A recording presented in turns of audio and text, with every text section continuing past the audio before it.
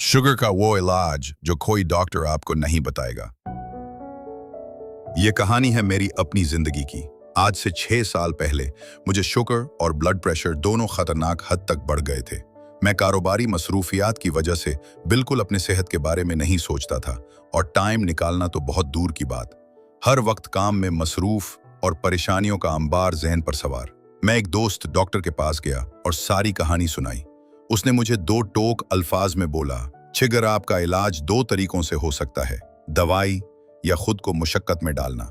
मैंने बगैर सोचे समझे दूसरा ऑप्शन चूज करके डॉक्टर साहब को बोला, "मशक्कत, लेकिन इसकी डिटेल भी बता दें।" उसने मुझे बताया कि सबसे पहले आप कम से कम 10 किलोमीटर दिन में वॉक करें और साथ साथ ही जो और वर्जिश भी करें, और चीनी से बनी हुई चीजें खाना और पीना छोड़ दें। कोशिश करें कि अपनी रूटीन से थोड़ा सा कम खाएं। शुरू में तो वॉक करते हुए मुझे बहुत तकलीफ और परेशानी लग रही थी, लेकिन आहिस्ता आहिस्ता मेरा रूटीन बनता गया और फिर वॉक मेरे लिए कोई बड़ा मसला नहीं था। साथ साथ मैंने चीनी से बनी हुई चीजों को खाना और पीना छोड़ दिया। साथ में खाने पर भी खुसूसी तवज्जो रखी और खाना काफी कम कर दिया। 1 साल के बाद मेरा वजन काफी कम हो गया और मैं खुद को हल्का फुल्का महसूस करने लगा। साथ साथ में शुगर और ब्लड प्रेशर दोनों को चेक करता रहा और वो बतदरीज लेवल पर आ रहे थे।